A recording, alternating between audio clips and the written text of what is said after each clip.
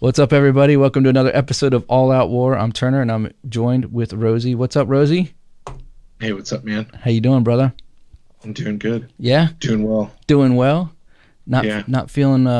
You got any of that those COVID symptoms? No, No? not yet. So would you say you're not down with the sickness? I'm not down with that. I'm not down with the Shanghai shivers, The chopsticky sicky. the chopsticky sicky.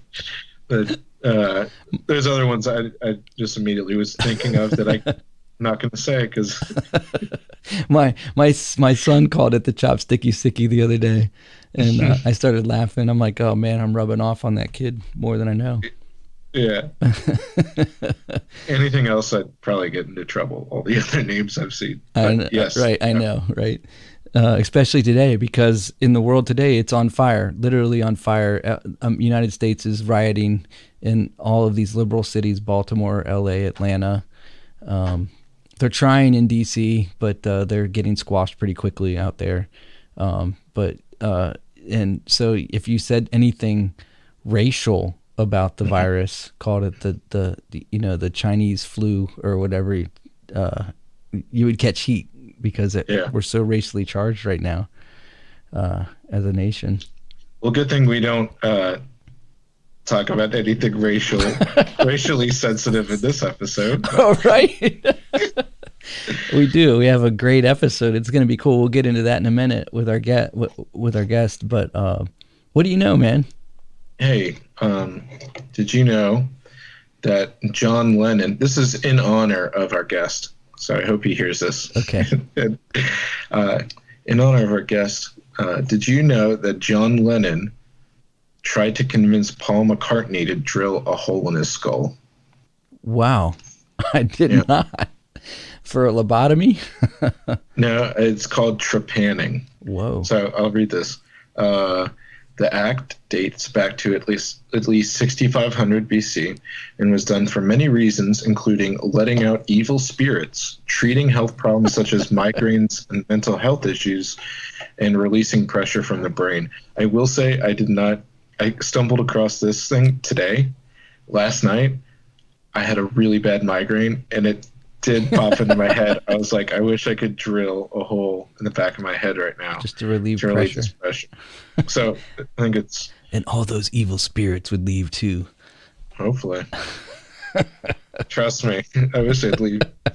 It said, according to the Beatles star, Lennon had become interested in trepanning in the 1960s. Quote, John was a kooky cat. You think? Yeah, we'd all read about it, the ancient art of trepanning, which lent a little bit of validity to it because ancient must be good. He explained, all you'd have to do is bore a little hole in your skull and it lets the pressure off. Well, that sounds very sensible. But look, John, you've got to try it and let me know how it goes. Asked if Lennon had really suggested they drill holes in their skulls, McCartney replied, yeah, but this is the good thing about John and I. I'd say no. And he knew me well enough that if I said no, I meant no, and I'm not frightened of being uncool to say no. This is a great quote. And so he goes on, and I wouldn't go so far as to say you're effing crazy, because I didn't need to say that. But no, I'm not going to trepan, thank you very much. It's just not something I would like to do. That's so British. He's like, I wouldn't call him effing crazy. It almost given, like, because we all know he is. But I just don't want to have a hole drilled in my head. Thank you very much. Oh, yeah, no, thank you. Please. I'm good, sir. Have some more tea. It's like John Lennon was like to Paul, hey, Paul, how are you feeling? I have a slight headache. I've got the cure. That's all I keep hearing in my head. I know. You know, it's funny. I was the whole reason I isolated that clip is because I was thinking of a theme song for this whole COVID epidemic that the whole world's been going through, and I thought, "Down with the Sickness." I don't even remember the band's name, but Disturbed. That's what it is. But I could, I was nervous. Like, I didn't want to play a clip of a song from a band and then get sued. So I just played that one like 3-second clip, and I don't think you can get in trouble for that. I don't think so either. And it's such a well-known, I mean, like, it's just very distinguishable. Yeah. See, what we're doing right now is we're making commentary on the clip so that it could be used as fair use. Right. That's exactly what we're doing. So we can't get it taken down. So Disturbed, you guys should sell your song to like Bill Gates, so that when he's trying to push the vaccine, we can be like, down with the sickness. Are you down with the sickness? Exactly. Anyways, all right, man. Hey, you want to jump into this? Yeah. All right. We have a great guest on the other side of the intro here, so sit back, grab a coffee, and enjoy.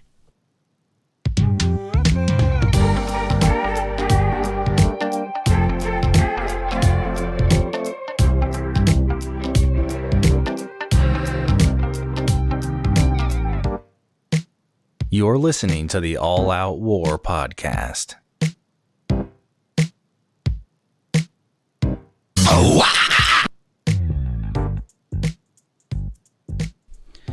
Well, our next guest on the podcast is someone that you may have heard before. We had him on back in April of 2019, episode number 38, and he is the author of two great books. One is called Architects of Betrayal. It's a definition of what was happening with Brexit, and that's why we had him on last year. And now he has just released another book called Monsters of Their Own Making. You can find him on Twitter at Jack Buckby. And I want to welcome to the podcast once again, Jack. Jack, how are you, my man? Hey, thanks for having me on. I'm good. How are you? We are doing great, man. So yeah. Let's just jump into it. Let's jump right into it. You just released a new book, and it's called Monsters of Their Own Making, and it's talking about the far right extremism that is happening. This far right extremism. So can you just share with our listeners, get them up to speed about the book a little bit, and talk about what your whole goal was with that?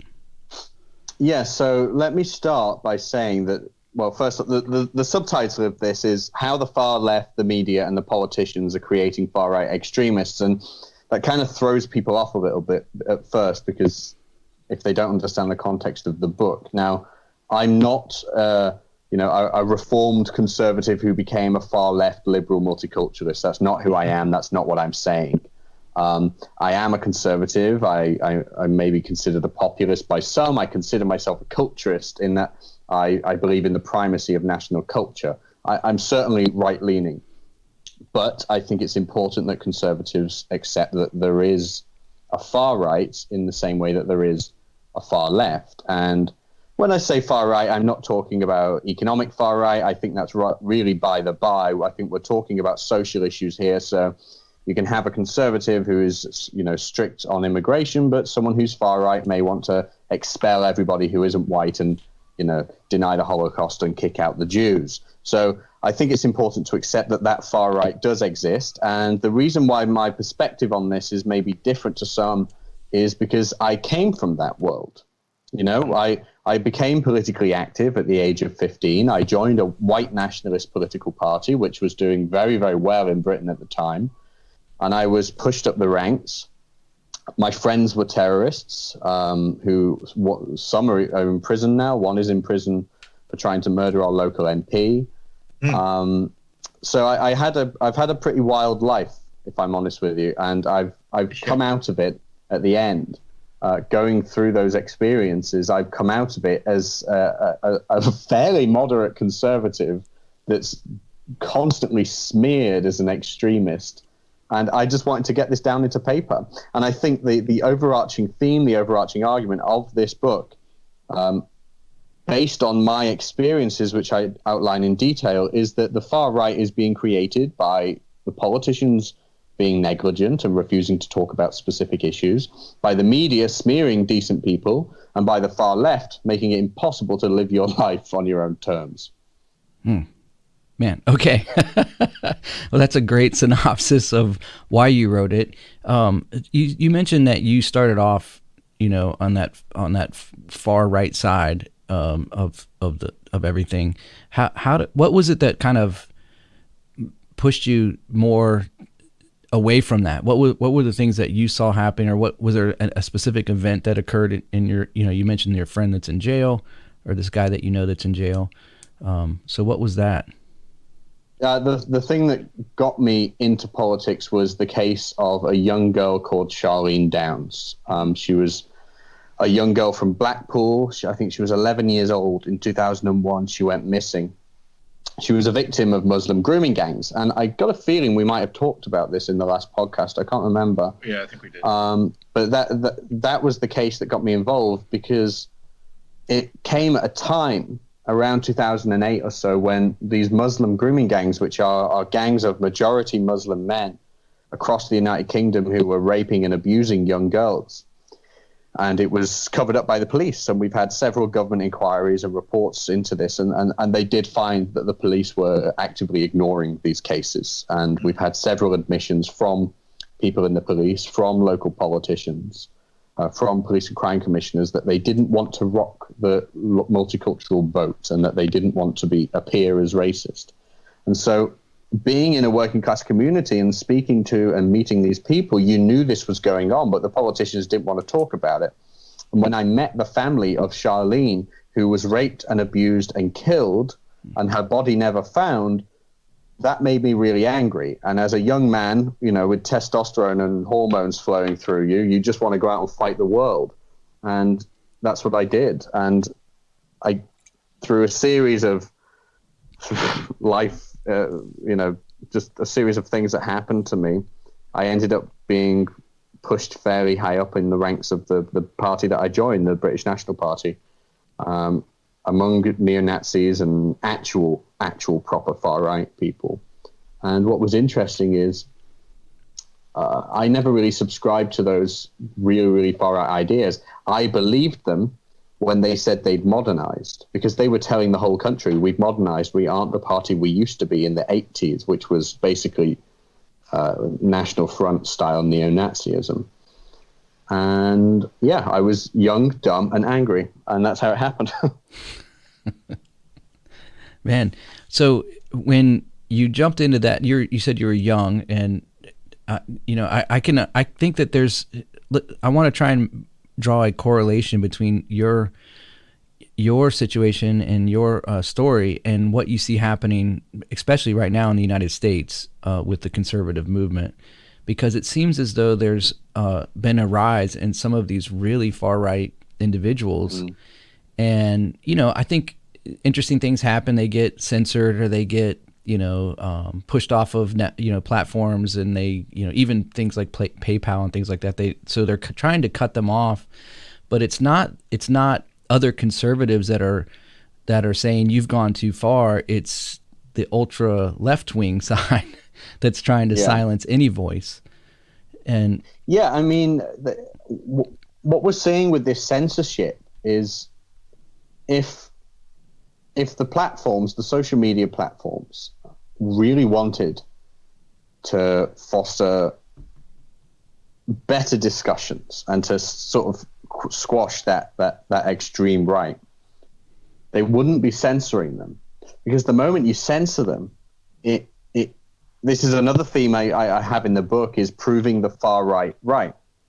So if they're saying there's a conspiracy to silence us, and by the way, it's the Jews, and then you start silencing them, and some of the people doing it happen to be Jewish, then that's kind of proving their argument right and giving them, whether it's a conspiracy or not. Really, I don't think it's a conspiracy. I think much of these people are genuinely scared of them, and they should be. I've seen what can happen with these young lads, and the Nick Fuenteses of this world might not be the one to enter a mosque or a synagogue with a shotgun, but his viewers will. So it's right to be scared of some of these guys. And I think sometimes the censoring of them is well-intentioned, but it backfires, and it proves them right. There's a conspiracy to silence us, and they want us silent because we are right. And when they are offering answers to young white men who are so disillusioned and angry, because let's face it right now, if you got to choose who you were or who you're going to be when you're born, I would probably choose Hispanic female. I would not choose white straight man. Not now, right? Not today. Not now. Holy crap. We don't have this privilege they say we have, because white straight men are blamed for absolutely everything. And when you were a young man being brought up in that culture, being blamed for absolutely everything and constantly being neutered by these mental cases, and then, it's, what are you going to choose? Are you going to choose these church ladies on the left who say, this is what you can say, this is what you can't say, this is how you have to behave? Are you going to choose that, or are you going to choose these really fun guys on the far right who are laughing and telling really cruel, nasty jokes and just having fun on podcasts? I mean, the choice is pretty easy. Mm-hmm. Yeah, I was going to say it's and to go with like the premise of the book, it is like I know that they have the term now where like irony, bro. I'm not exactly sure when it jumped up, but I mean that's like just irony, bro. Yeah, and it's like this weird postmodernism, where it's like 3 levels away from like something, because it's like super meta about all this other stuff that no one gets. It's a triple bluff, basically. Yeah, exactly. And it is, I mean, it is I don't know how to say it. I don't want to try to think of how to word it. But yeah, it is. When you see these guys having fun, and the left has gotten so crazy that like just being able to say like it's okay to be white. You know what I mean? Like that's yeah. And it's taken as something, because when people like these young guys, when they see getting yelled at and being called a racist because they say it's okay to be white, like I don't understand. Yeah. So now it's not okay to be white, but I am white and I can't help it. So right. And then they go with these guys that say, it's the Jews because they're not. Yeah, they hate. Right, and also they're the only ones saying this, because most people, I mean, you can say this about America and England.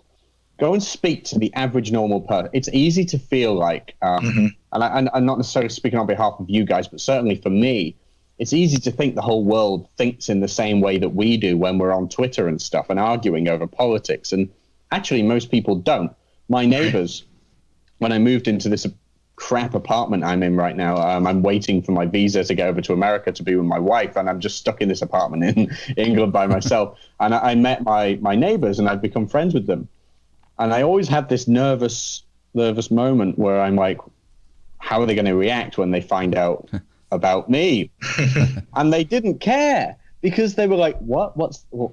Like they don't get any of this stuff because they're not interested in it. So when it comes to all this far left sort of proselytizing, you can say this, you can't say that, and all these new social customs, the only people fighting back against it are the ones that are actually go, hang on, that's crazy.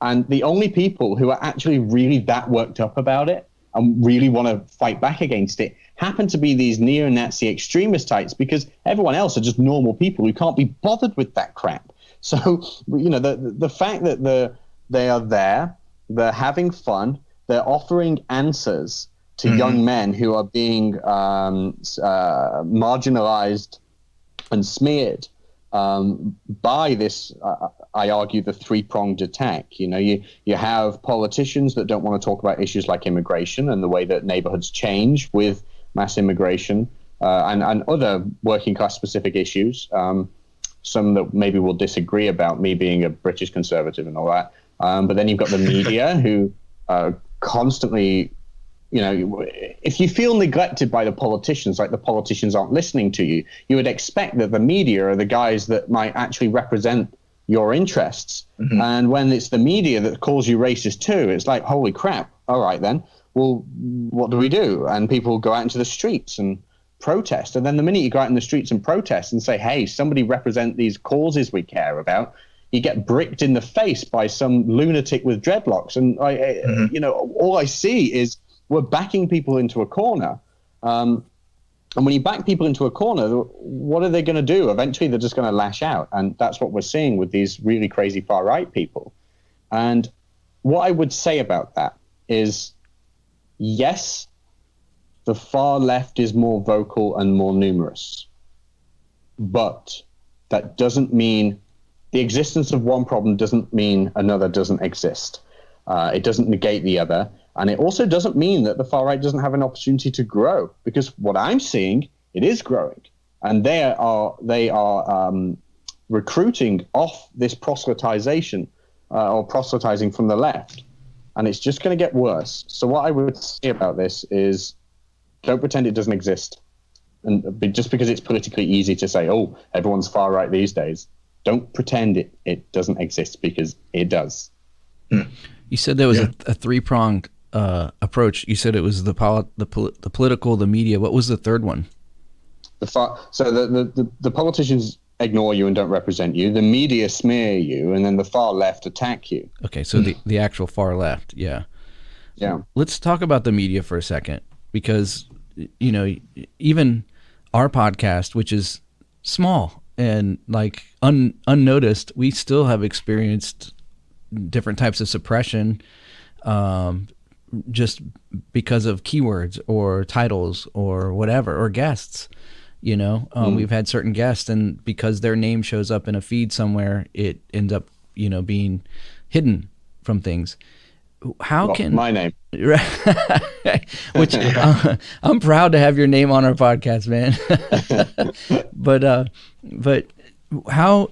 So the media, like, what's going to change that? Is it just going to be a complete reform of the media, or is there going to be a rise in a right side of media that can happen? Because in America, we all thought that Fox News was going to be that, and you look at it now, and it's a joke.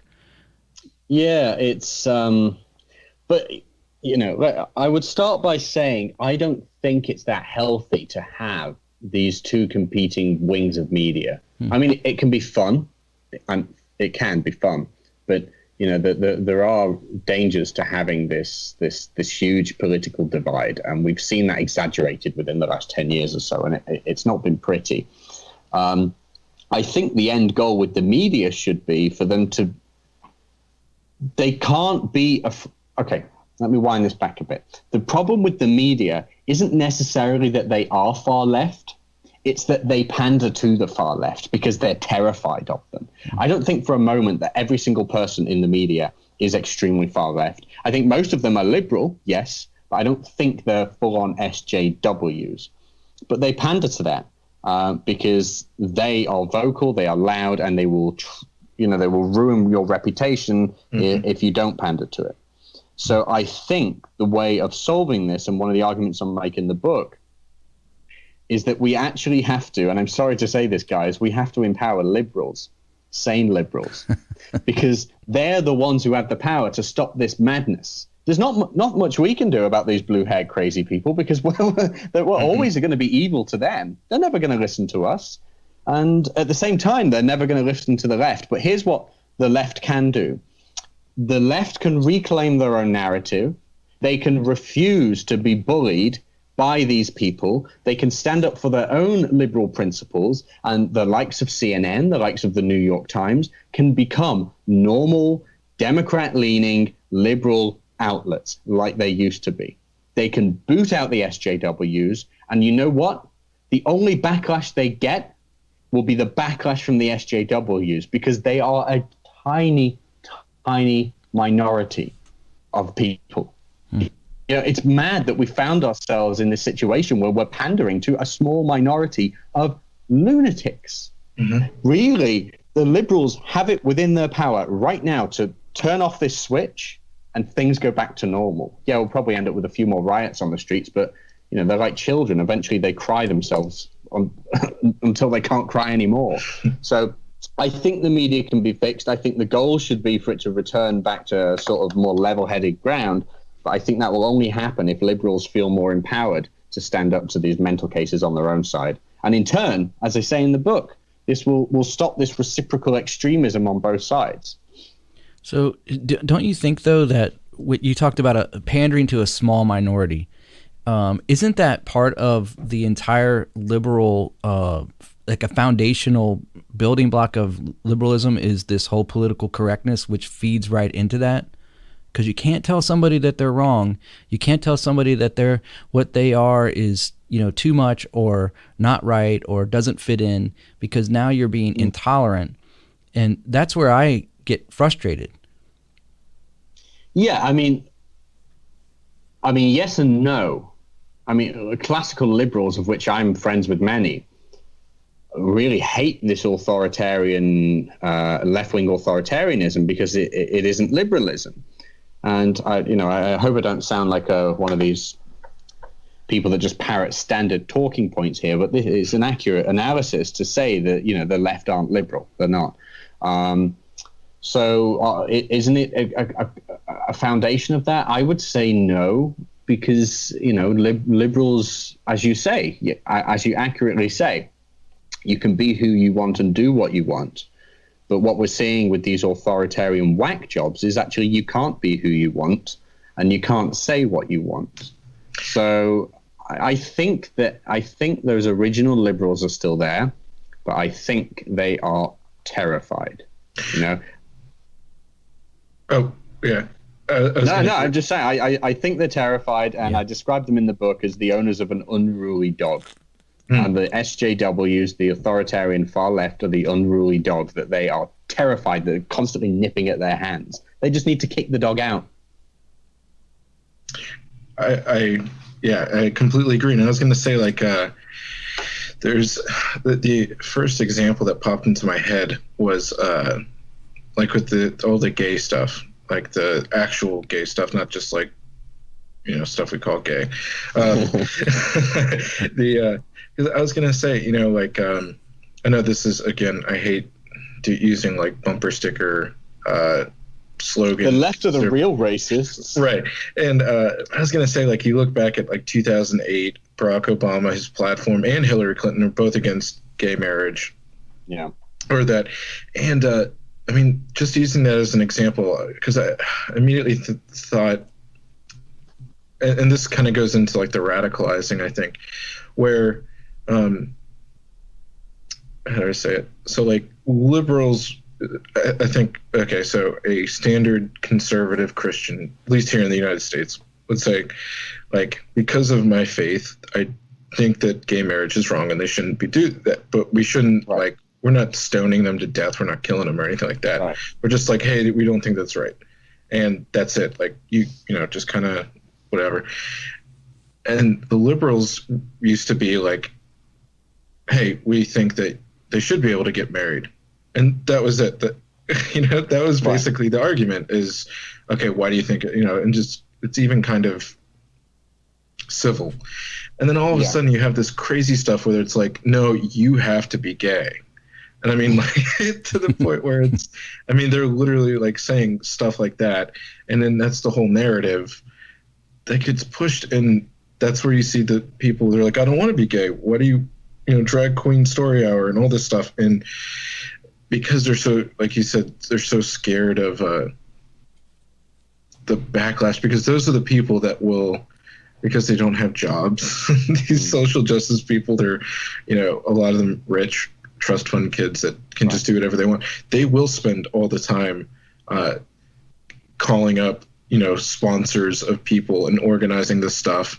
And I mean, that's one of the things, like, I think when you made the point that it's a small minority of people that are actually doing it, I think, yeah, obviously that's correct. But if you get 10,000 people, 15,000 people, that's really not a lot of people. And they all are insistent on, you know, sending letters and calling and spamming a company, you know, nowadays will pander to 15,000 people because they don't want to keep hearing about it.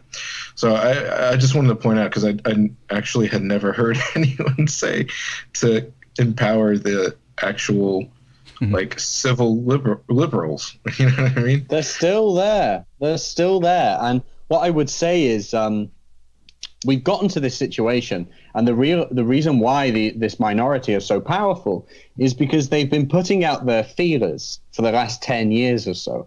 I remember being at university in 2011, and it was bad then. It was really bad, but it was really just the start. I feel like around 2010, 2011 is when things really started getting a bit weird with the kids, with which I was one, and they've been putting their feelers out and testing the waters bit by bit by bit every year. And, they come out and they say, we want gay marriage. And people, Conservative Party in the UK went, maybe it's time we do that. And they implemented gay marriage. And then they say, we want more trans rights. Oh, well, if you want to be who you want to be, then sure. Okay, let's do that. I want 57 pronouns. Okay, sure, let's talk about that. And the reason why this has happened so incrementally is because fundamentally we live in a society of good people. The West generally, we are good people. It's a high trust society. We take people at face value, and we believe people when they say they're acting out of good faith. And we believe that them saying these things, or at least normal people not in politics, believe these people saying these things because they think they want to do good, they feel good in their hearts, and what they don't realize is that these people are deeply politically motivated, and we've been taking them at face value. And that has really empowered those people. And we find ourselves there, not through any fault of us being ignorant or bad, but purely because we are good. And now we're in a situation that we can only get out of by appearing to be bad. And that's difficult. If we've spent our whole lives, we've spent generations and generations and generations of, our Western civilization being good to other people. How do we then go about instituting major reforms and walking back these crazy ideas that have become normal when it makes us look like bad people? And that's, I think, what is so scary to the people on the right who are scared of talking about it, of which I think there's not actually that many. The right is more and more emboldened by the day over this stuff. And in turn, the far right is even more emboldened by it. But the left is still terrified because they don't want to be considered bad.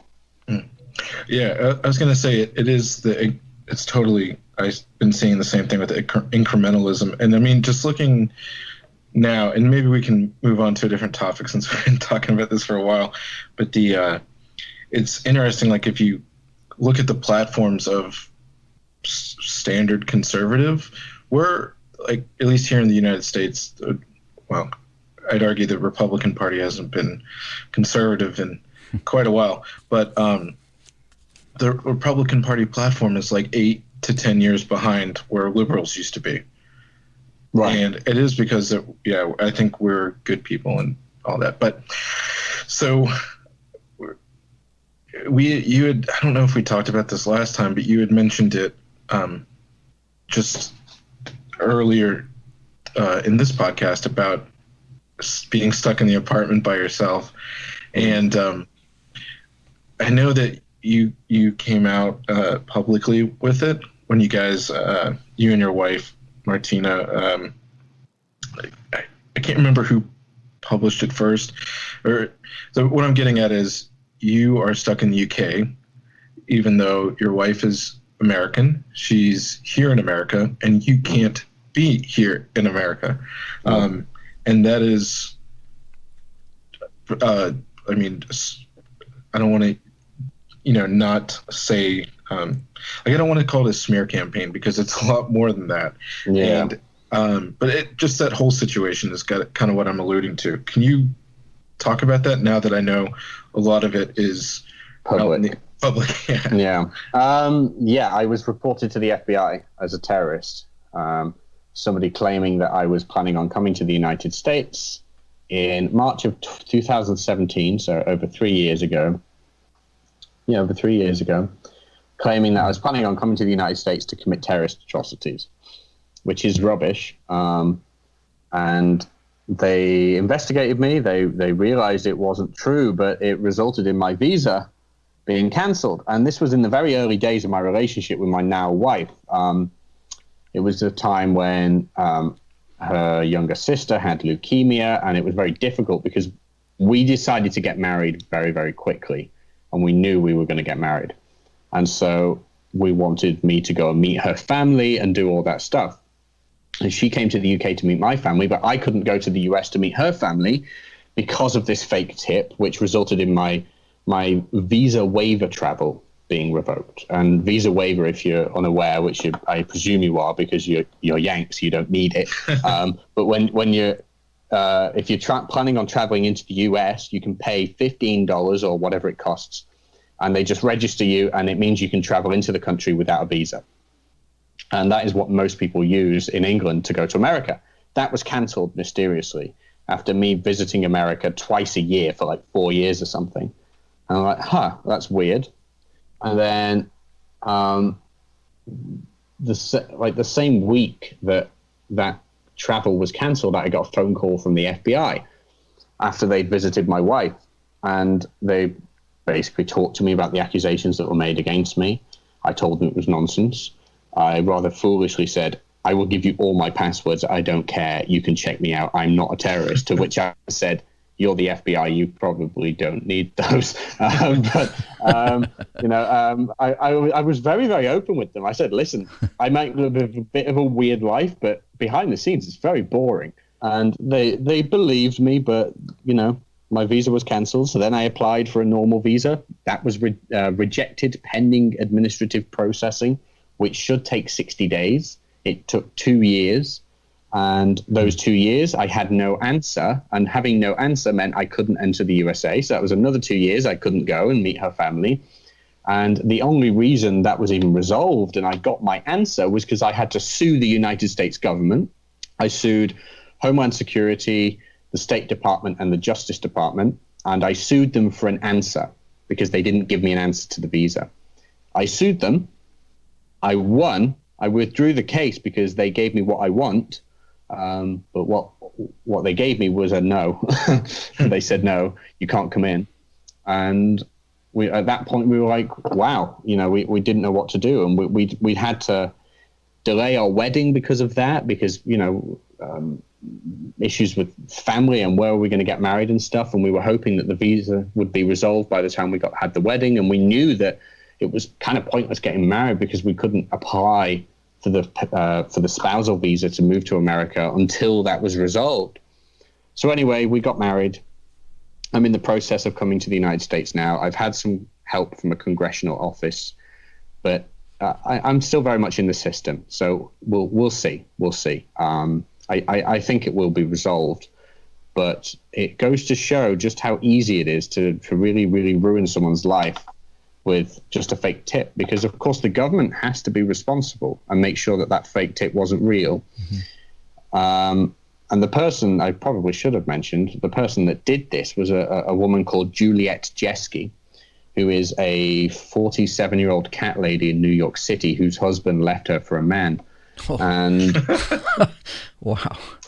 Yeah, and she's been very, very bitter about me and my wife Martina, because she worked with Martina a few times. She's from the performing arts scene in New York, and she's a very, very mentally deranged, nasty woman.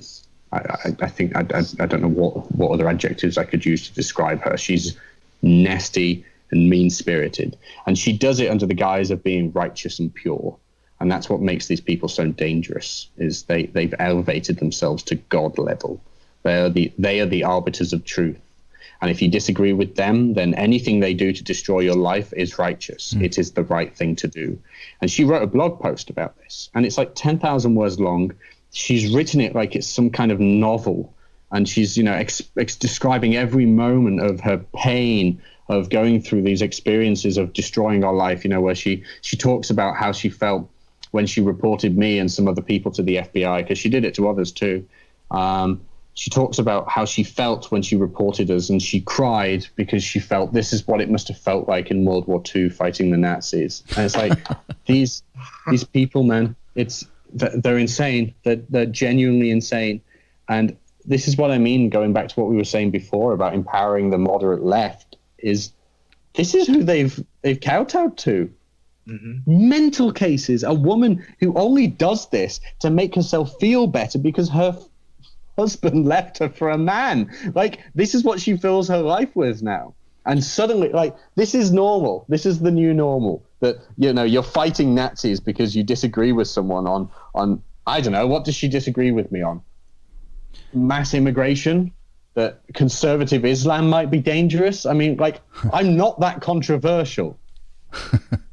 Hey, let me ask you a question. First of all, I'm glad it's getting worked out. That makes me very happy. I hope that it is sooner than later that you'll be able to, you know, come back over here. And when you get over here, I'd love to, you know, like I said last time, buy you a beer. I'll be coming down. So, you guys are down south, right? Yeah. We are south. We're below the Mason-Dixon line, and we ain't Yanks. You're Yanks to us. To us. Sorry, I interrupted. What were you saying? No, I mean, yeah. So congrats that it's getting worked out. I'm so happy for you that you're on this, you're in the final stages, hopefully, of being reunited with your wife. Yeah. But so you mentioned something, and it just spurred in my mind. Do you think that the left permits these far, you know, crazies on the extreme left? Do you think that they let them stay where they are and don't actually come against them because they are somewhat of a useful idiot for them, that they can just, hey, we know that they're going to silence certain voices that have strength and are opposing to us, that are going to, you know, so let's keep these guys around to do these type of attacks so that they will silence them and, you know, and stop what they're trying to do. I mean, maybe, but if that's true, then I think that's likely what happened at the start, maybe 10 years ago or something. Yeah. And now they got to a point where they're trapped in this sort of loveless marriage and they don't really know how to get out of it. So I suspect that's probably what happened at first, but they must realize, I mean, I think actually, and I can't remember whether I wrote this in the last book or whether it's in my notes for my next book. I have a horrible memory, but I know I've written this somewhere. I think it all boils down to money, because the media industry generally is struggling, and the newspapers aren't selling anymore, and people are getting things for free online. And I think they see this young generation of weirdos as a cash cow.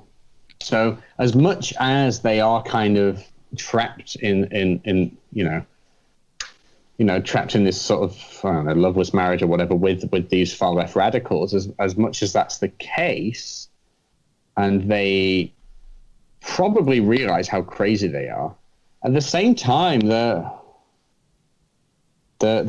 just about making up for the sales that they're losing, and they're managing to plod along by writing articles about the top 10 styles for men with man buns and stuff. You know, like at the end of the day, they've got to survive somehow. And the reason why I'm wondering whether I've written this for the next book is because this is on the topic of sensationalism, which is something I'm really interested in too.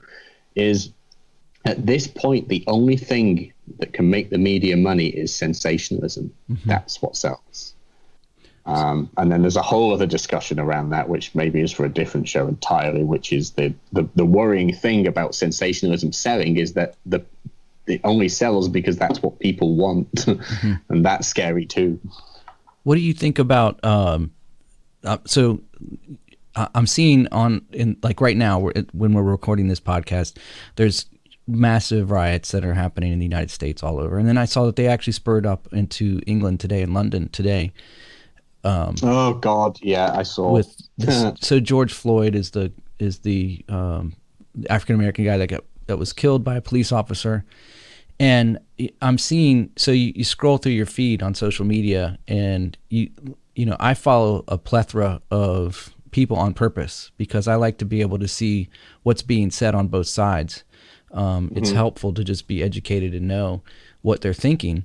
And on the right side, I'm seeing this whole, narrative being by some, not all extreme right either. They're moderate, but most of them are kind of your typical conservative, but they're really looking at this individual by the name of George Soros, who seems to be, they're accusing him of funding and sending in people to create more chaos in the Right. midst of these riots. And those people would be considered the far left extremists, that, you know, even to the point of where on, you know, social media like Instagram, you're seeing clips of protests that are pretty typical, normal. I mean, they're angry, but then all of a sudden you'll see one particular individual who will go in and just start to work it up and then break a storefront window and get them to move in a direction that they probably wouldn't have gone otherwise. What do you think about that? Well, I mean, the George Soros stuff isn't conspiracy theory because not many conspiracy theories are listed on financial documents proving it's accurate. You know, the Open Societies Foundation, the Open Societies Foundation. You can see where all that money goes. It goes to groups like this, and they do pay protesters. And I do think there's some fake videos. Like there's a video I've seen of a white guy going around handing money to people, and they're like, "Oh, he's paying protesters." I don't know what that's about. He might be paying protesters, but I don't think that's how this Open Societies Foundation funding works.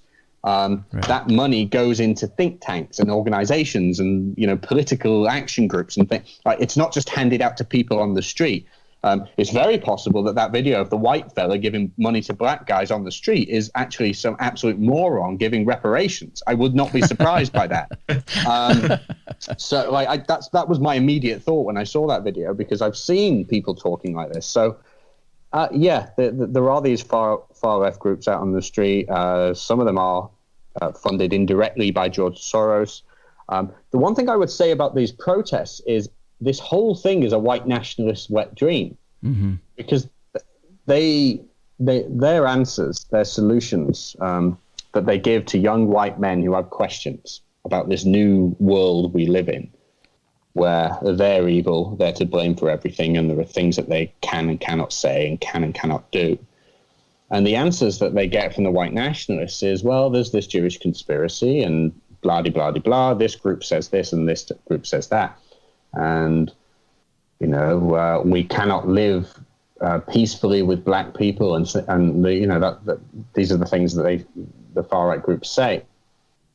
And then they turn on the TV and they see left-wing, far-left organizations, some of which are funded by atheist groups, by non-religious groups, by Jewish groups and things like that. And of course, the far-right points specifically to the examples of Jewish groups as the evidence that it's a Jewish conspiracy.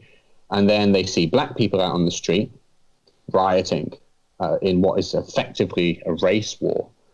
And combined with Antifa and far-left communists, I mean, what more could white nationalists want?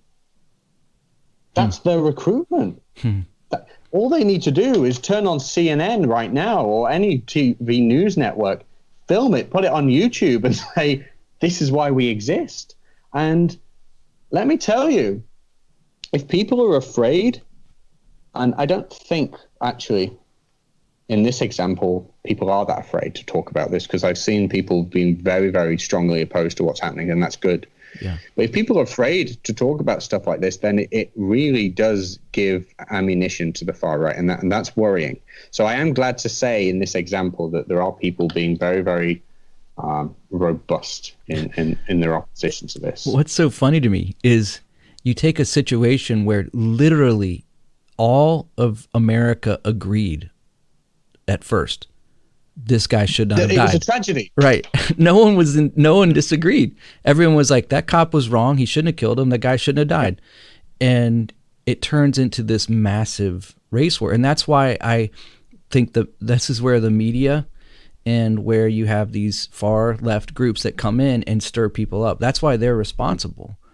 And they need to be held accountable, in my opinion. It makes me so angry. You know, I have 2 teenagers.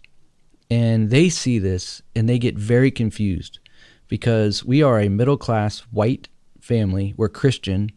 You know, their dad, I was a pastor for 16 years. So I was evangelical, conservative, right, in that pocket, you know.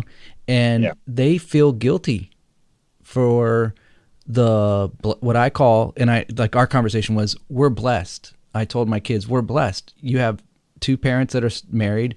We've been able to be in a upper middle class, income strata for all of all of your lives. You have opportunities that have been presented to you because of these blessings, that we have. And I don't want you to feel guilty for that. I was telling my kids, I don't want you to feel guilty for that. I want you to use them for the greater good.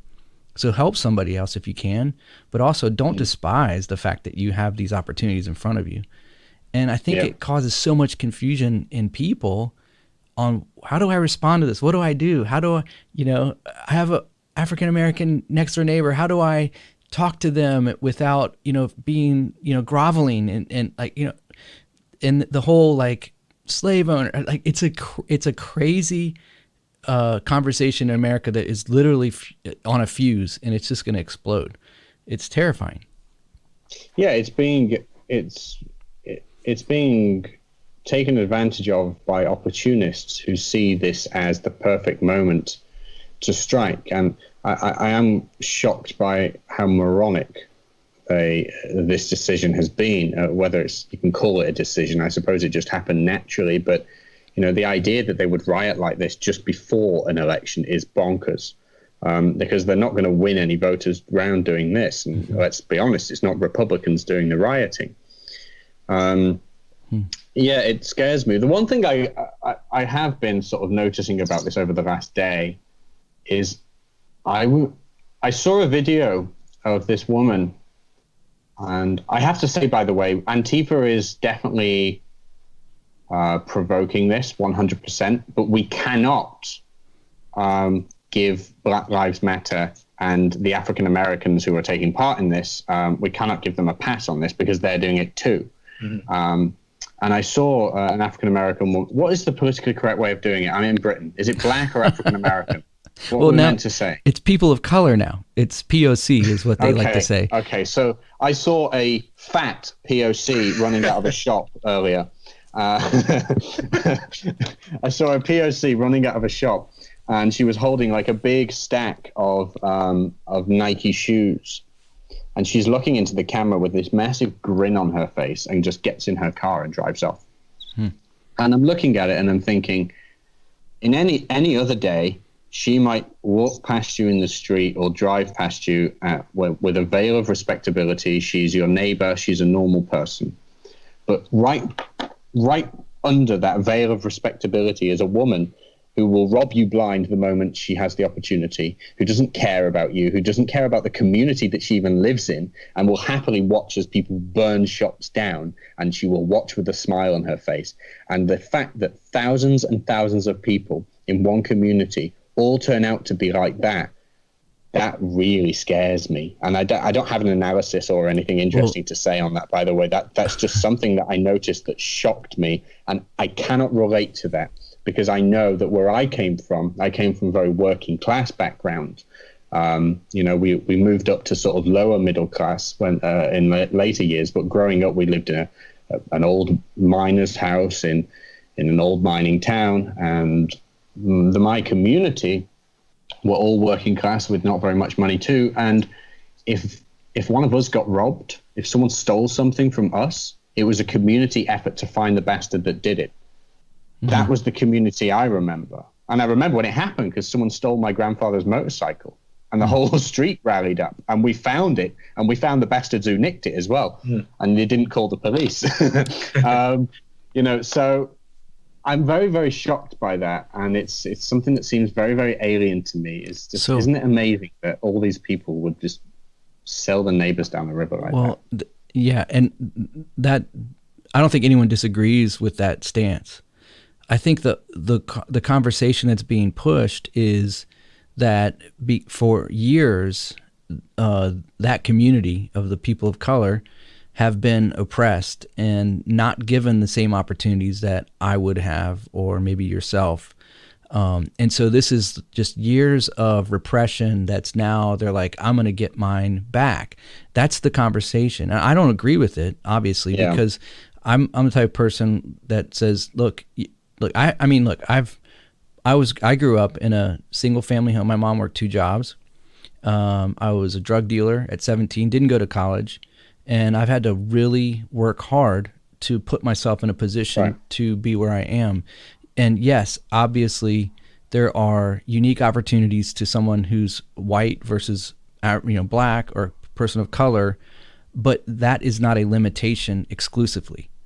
And you cannot lean on that. And to me, that's my opinion. And I try and, and I know people of color that would agree with me 100%, that would say, yeah, no, you're right. That's not an excuse. But that is the narrative, that it's years of repression. Go ahead, Rosie, sorry. Yeah, I was going to say it's, and I think we had touched upon it earlier, but I think it's an important thing. So like that is the narrative. And so, I mean, let's not be politically correct. What they see is, a big black woman running out with Nikes. And then the far right says, look, black people only care about stealing shoes. Why aren't they stealing? Why aren't they breaking into the supermarket and stealing canned food? Something like that. Right. That's what they're going to say. And then look at it. It's because they're all criminals. As soon as that's the narrative that gets pushed. And the other thing is even though it looks like a lot of, I guess it's the same thing that we were watching the new. I was talking with my dad.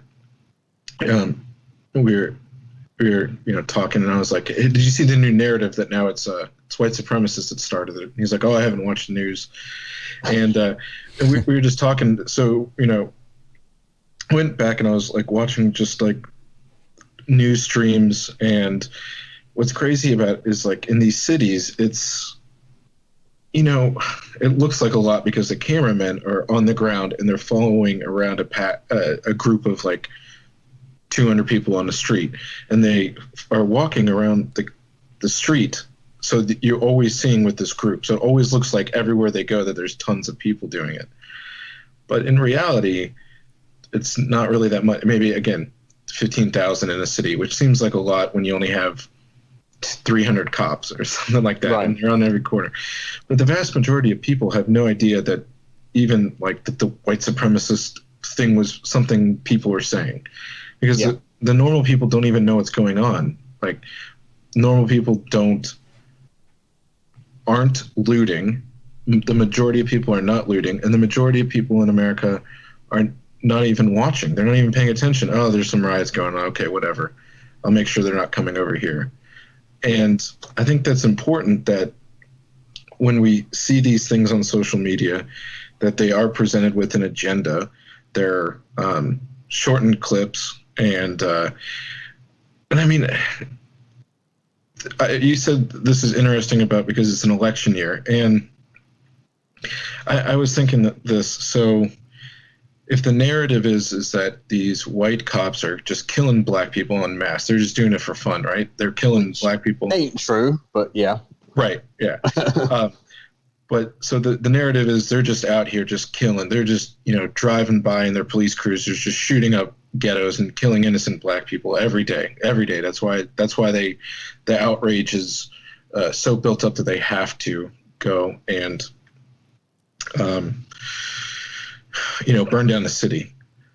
But the thing is why aren't we aware of every particular one that gets killed? Why is it this particular one that just happens to get shown?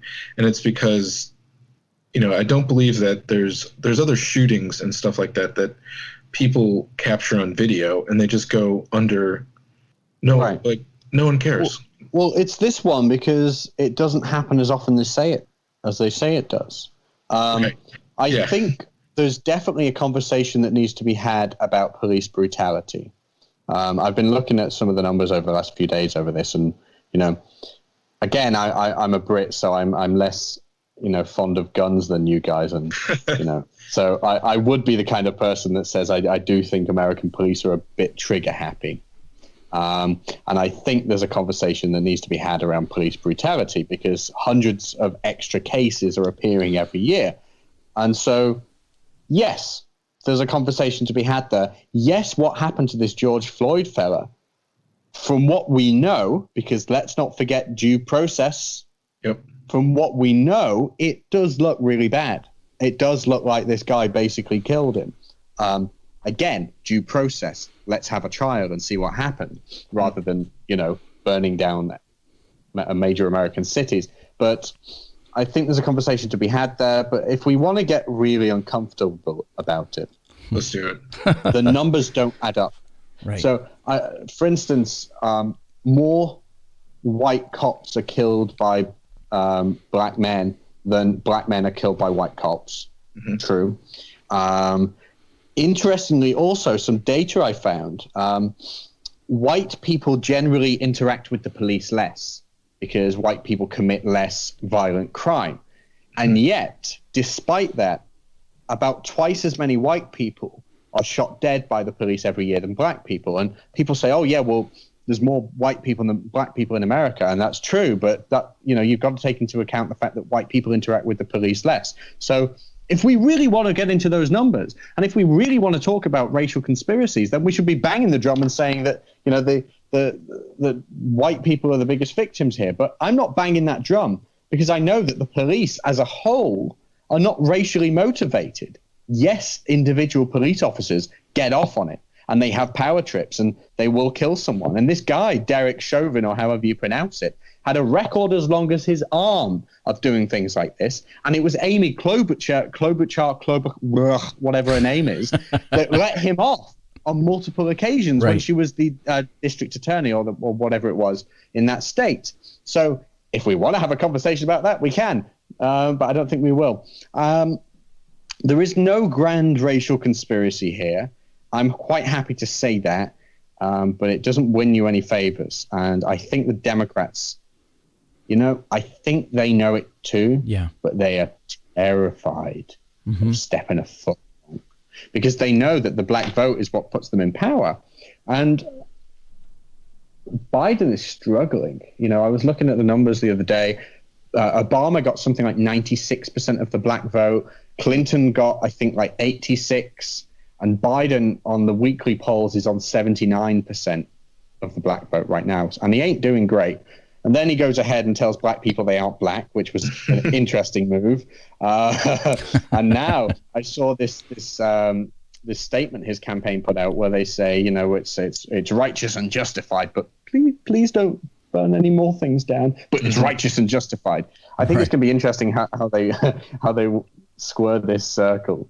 But yeah, I can't remember the initial point here, but I would say there is no grand racial conspiracy here. But I do think it's important we talk about police brutality. What's interesting is when you say that, though, you say it's going to get uncomfortable.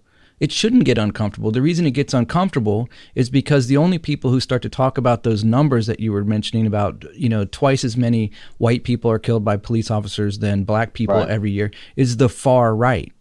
They're the only ones that are defending using statistics like that, and they say, "Look, they're the ones that are saying it." So now it hinders us from, if we bring those up as a talking point to bring up a factual statistic to support something that is not right, to say, "Hey, look, this isn't right, and this is actually the truth." Now we're going to be labeled as a far right, and that's why it's so frustrating. Because you can't engage with facts, and facts are what win. Facts are what change people's minds and move people in the right direction. Right. And this is another, as I say in the book, you can't prove the far right.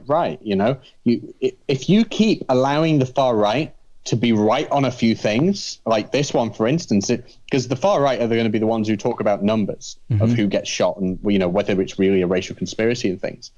If you just cede that ground to them, then it gives them another notch of like, we were right on this one. Yep. We need to stop being terrified of talking about contentious issues because, one, they're not actually contentious. They're just, a bit shaky with really, really extremist left-wing people. We've got to stop ceding ground to the far right. If something is true, we have to talk about it and take that issue from the far right. That's right. Otherwise, they're going to keep gaining ground and they're going to keep joining and watching these Nick Fuentes podcasts and God knows what they'll end up doing. The sheer number of far-right terror attacks that happen in the United States these days is worrying. It's worrying. And people say to me, "Oh, but Jack, there's more people die from Islamic terror attacks." And it's like, well, yeah, but it doesn't stop the other one being a problem too. When you see people entering mosques and synagogues and shooting people dead, that's scary. Right. You know, as a Brit coming to America, and I'm going to be starting my family in America. And again, as I say, someone who's not exactly a big gun guy, that scares me. That not only have we got Islamist terrorists, which is thankfully on the decline, but I mean, I think a lot of that is down to the authorities being on top of it. You've got that. You've got this growing far right resentment of minority communities, and I worry about the future of civil discourse and even just being able to go to a shop or go to a school or go to a synagogue or a church and be safe. Hey, don't worry, man. We'll when you get over here, we'll take you and teach you how to use a handgun. It'll be really fun. It'll be great. You'll actually fall in love with it, being able to protect your family and all. It's such a beautiful thing. Well, you know, in the UK, the tradition here is you just put a cricket bat under your bed. That's how you fight the intruders. That's my backup. If I run out of ammo or it gets knocked out of my hand. No, I'm just kidding. But no, I mean, we're Americans. There's a gun behind every blade of grass, right? Isn't that what they say? Right. So, but you know, one of the things that you mentioned there, which made me think of this, is that when we talk about the far right saying these statistics, it's the far left that and that ultra political correctness that also plays into it. They're literally helping each other to silence facts and truth, to create a civil narrative so that we can actually keep sanity and civility in the midst of craziness. Because I guarantee you that those protesters, like, okay, look, honestly, they have a right to protest. They should protest. Police brutality, like you said earlier, that needs to be a real discussion, and police forces need to look at this.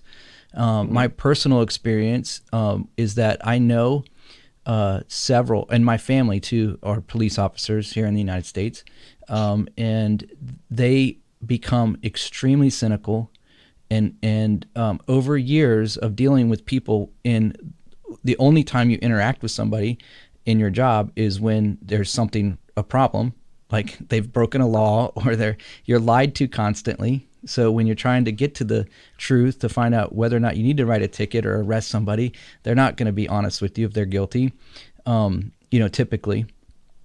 So what happens is it creates cynicism. And in the same way that we're aggressively trying to help these people that have been fighting the war on terror for the last, 14, 15 years that are dealing with PTSD, I think there needs to be an honest look at the police force in America that is dealing with these same things, but they don't get to leave and come home from the battlefield. It's literally right outside their front door. Yeah. And I don't know honestly, I'm not sure what the answer to this is going to be, because we can talk about police brutality till the cows come home, but what are you ever going to do to stop people with bad intentions joining the police force to act out those bad intentions? I'm not sure how you solve that. No. I think it is very, very possible that this Derek Chauvin, or whatever his name was racist. I think that's entirely possible. Mm-hmm. Whether what we've seen so far proves that, I don't know. We know that he knelt on his neck, and we know that he was particularly aggressive and brutal, but we know that he's been involved with other instances before, so he's got a history of it. We don't know. But in that case, I think we need to ask the question, who was responsible for letting this guy get away with it for so long? Mm-hmm. And I don't think it's necessarily the Amy Klobuchar, or however you pronounce that. Maybe that's just a funny talking point because it's the Democrats. I think, obviously, the bosses in that police department saw what this guy was like and didn't sack him. That's a problem. Mm-hmm. Some people need to get sacked, I think. And I don't think it just needs to be the guy who did it. I think it needs to be his seniors that get sacked. Maybe there needs to be greater accountability. Maybe local people need to be able to have more of a say about the local police forces. And, this is the discussion we should be having. Mm-hmm. And imagine how much more constructive it would be if we could have a sensible discussion around this topic and actually come up with some proposals about accountability within the police to prevent this from happening in the first place, rather than saying that all police officers and the entire police force is inherently biased against black people. To parrot what the far left says, This is the 21st century. The idea that there is tens of thousands of people working across the United States within police departments, conspiring to use their power to kill black people. That's way above Alex Jones territory. That's insane. That is really insane. Yeah, I agree with you. Well, and I was going to say, it's one of those things. I have friends that are, cops and law enforcement and all that kind of stuff. And the other thing that I don't think, we were talking about, what they have to deal with, and all they deal with, they never deal with like really nice people. They don't deal with the good people. Like I have a buddy who is a cop, good friend of mine, and he, his not station, I guess his station, but his area that he works in is really bad, like really bad people, all gangs. Turner, I think, like if I were to say the name, you'd be like, oh yeah, that's a bad place. Like it's MS-13 territory, right? It's MS-13, yeah, which are bad dudes. Honduran, and and I remember like he's relatively, new on the force, and we were talking. I'm like, how many times do you get in a fight? And he's like, oh, I get swung on, like every night. Of course, I get into all this stuff, and but the thing is like those cops, the good cop, there's going to be bad people and everything. There's going to be bad people that become pastors, not Turner, but I'm just saying there's bad people that become pastors. There's bad people that become lawyers. There's bad people that become accountants. There's bad people Look at the Catholic Church. Look at what happened with the Catholic Church. I can't believe that that's inherent to Catholicism. Mm-hmm. It's people who took advantage of the power that they're given in those positions. Mm-hmm. If you're a pedophile, you're going to work in somewhere that gives you access to children. Like school. Yeah. I mean, that's right. a huge thing. Yeah. If you're a racist that wants to kneel and murder black people and get away with it, the police force is probably the place to go, because where else are you going to be able to do that? But how many of those people really are there? Right.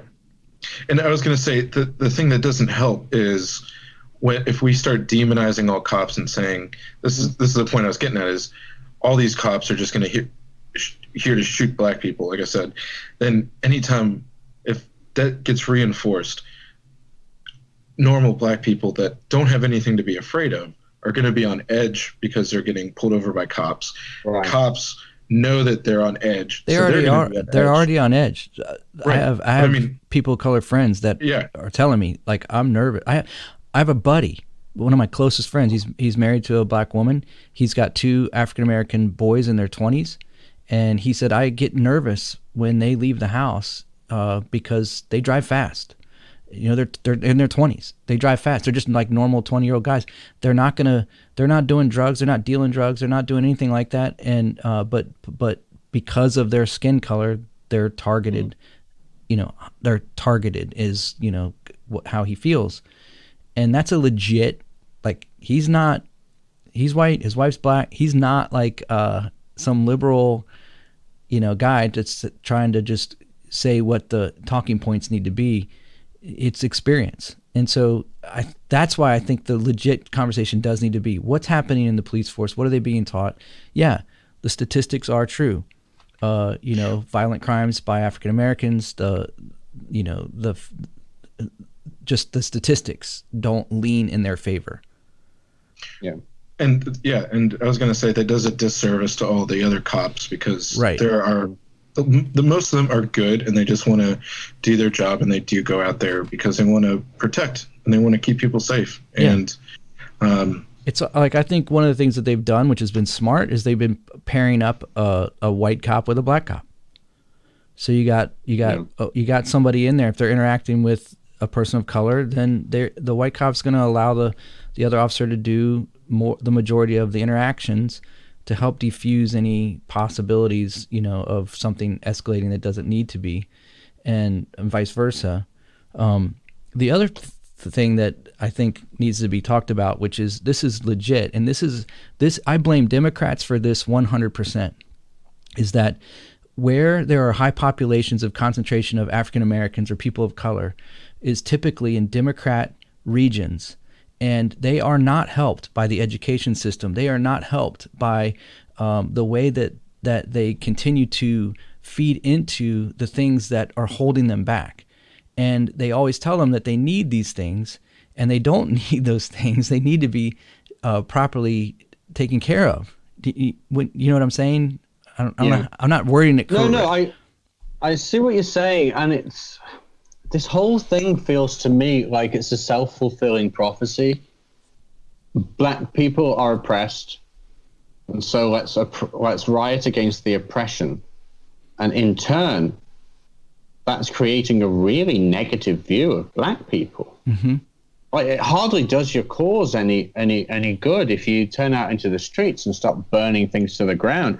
Let me tell you, after these protests, there are going to be people in communities that were already divided, mm-hmm. that maybe maybe didn't feel any hostility at all to African Americans in their community. Let me tell you, after these riots, there's going to be way more people feeling hostility towards them. Mm-hmm. And that's what scares me. And that's, again, what I mean about the far right, because it's lending credibility to them. Is like, if you cannot expect a community to be harmonious if you do what the far right says you do. Wouldn't it? I'm fearful of it because I see the same thing with the really, really radical LGBT queer thingy. Mm-hmm. I've got so many friends who are just normal gay fellas, just normal, like a normal human being who you can go to their house and have a fun time with and have a drink and be friends, and not them sat there, wearing hot pants and feathers, like weirdos, because let's be honest, that's not representative of a person being gay. It's representative of them being ideologically motivated. Oh, look at me, I'm making a statement. These people who go out on these big LGBT queer whatever rallies, they breed the homophobia that they constantly complain about, because people think, what are these crazy people doing? And it's the same with the people going out rioting. I get that many of them feel like there's a real injustice, and there is a real injustice, but they've been lied to when they say that it's systematic and institutional. So I feel for some of these guys rioting, I really do. The ones that are actually protesting and not stealing new trainers, new sneakers and TVs. But it's not helping community relations, and it's just going to increase community racial tension in these areas, and that doesn't bode well for the future. What it's going to mean is more ghettoization, more divide between white and black. Yeah. And I don't think right now there's actually much we can do to stop it. That train has gone. That boat has sailed. One of the things that, I don't know if people are familiar with the Bosnian War, but the most complicated war ever. Yeah. I can't. Oh, mate, my wife, his family's from Croatia. I don't get it. It. Well, I was gonna say I know to. So I was gonna say that, but to be very ignorant and to focus just on one example.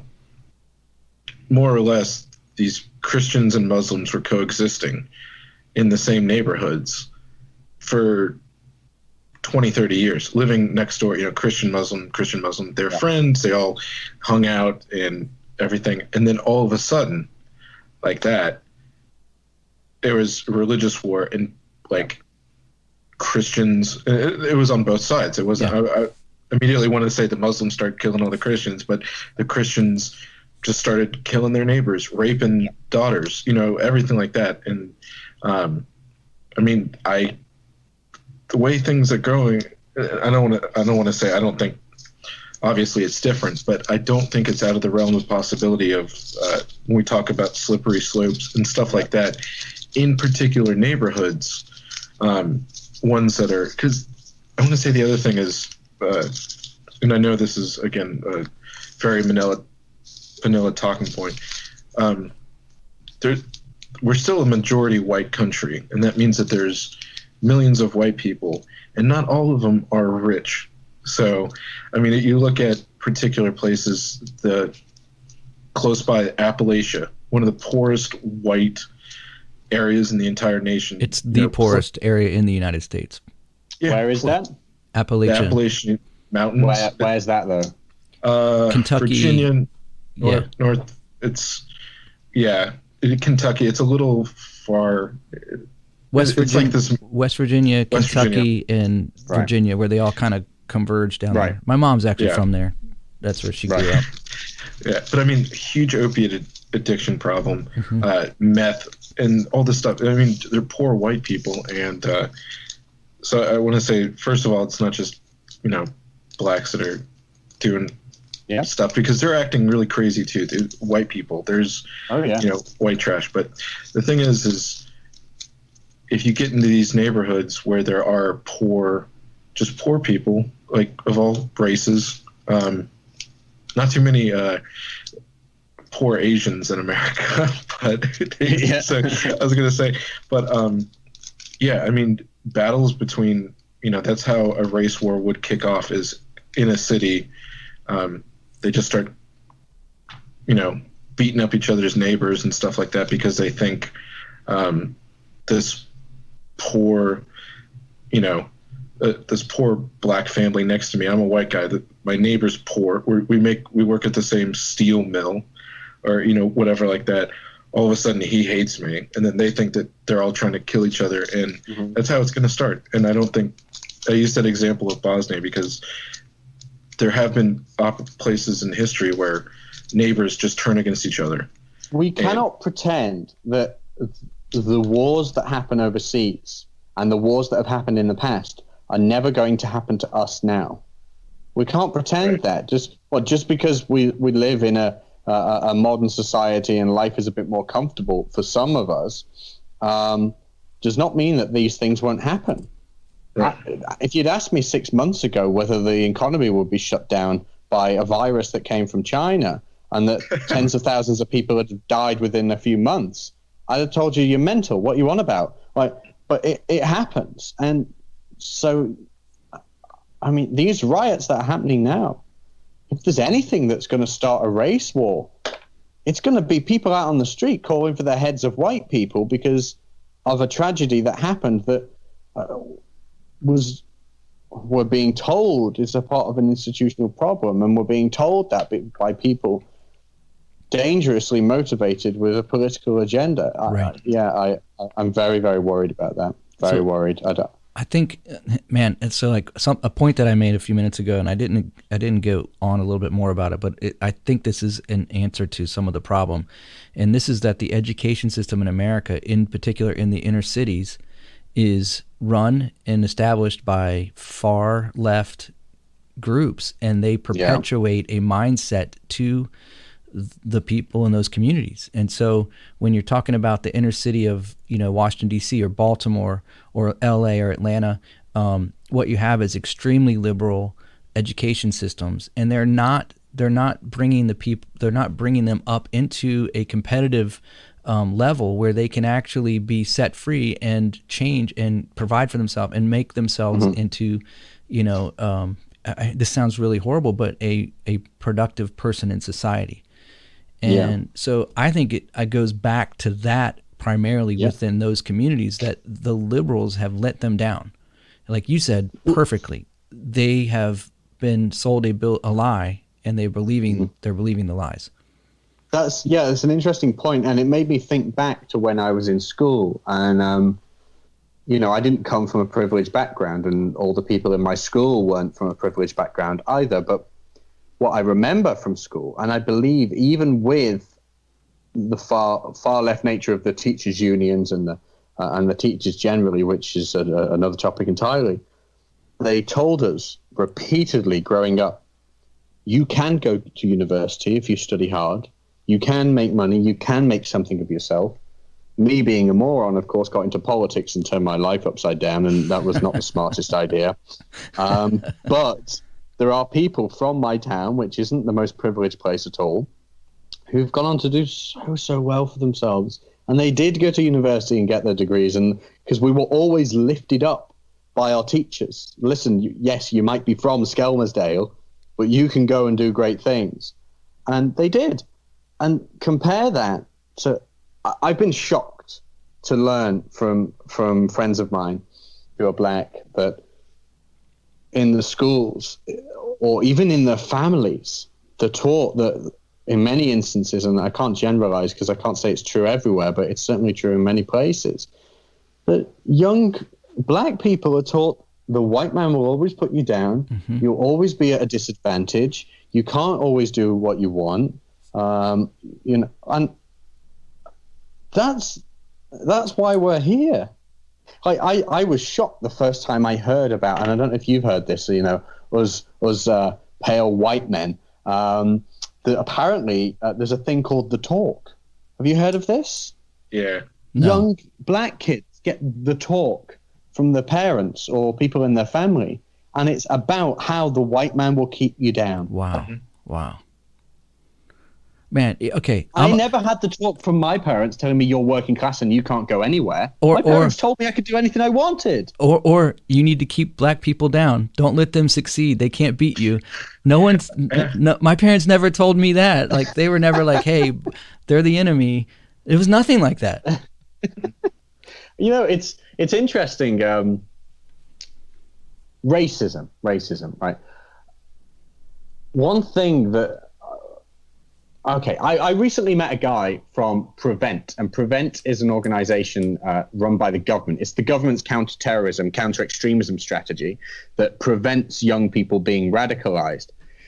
And we were talking for a segment that was meant to go out on TV, but COVID happened, and God knows when that will get put out, probably in a year's time or something. And we were talking, and the one thing we agreed on, something that he's concluded from their research with the government, and something I knew because it happened to me, is the racism actually comes secondary from joining these organizations. This is a bit of a tangent, by the way, but I still think it's relevant because we're not inherently racist.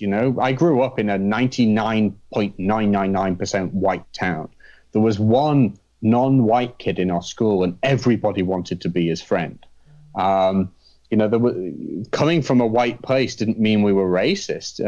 If anything, everyone loved this guy and were fascinated. When I got involved with the genuine far right as a teenager, I joined for the cause of that young girl that was raped and abused by these Muslim grooming gangs, and also because we had a mass immigration issue at the time where huge numbers of Polish people were emigrating to the UK, and they were working. You better back off. Sorry. And it was an economic issue more than cultural, because culturally they were very, very similar to us, and it wasn't really a problem. And if anything, I love Polish shops. I like having the Polish shops in the UK. But they were working for less than minimum wage under these weird EU laws that you could get around it, and it was like destroying the local economy, and our English lads weren't getting work and stuff. And I joined this organization for the camaraderie and the fact that they were talking about it. And I felt like I was in a family, right? It was this family of people in the BNP, it was called, the British National Party. And I even had my BNP mum, it was a woman who took me under her wing and taught me the ropes of this group. I went into that party having never really met anyone who wasn't white. My auntie was black, and that was about it. And I didn't see her very much at all. And I went into that with no hard feelings at all. And within a few years, the stuff I was saying was vile. The stuff that I would parrot from these people was nasty, nasty stuff. And there was stuff I was putting out on the internet that I just look back on and I'm like, where did that come from? I was this angry young lad who was radicalized by these very real issues, immigration being one of them. And you go from being concerned about a real issue that you can talk about in a constructive way. If the politicians actually wanted to address it, it could have been talked about in a constructive way. If the media wanted to talk about it properly, rather than branding all those working class lads as racist, then it could have been talked about in a way that didn't become so racially charged. And it did become racially charged. And I was using racial language. And I can see how easy it is, especially with young people, to go from 0 to 100.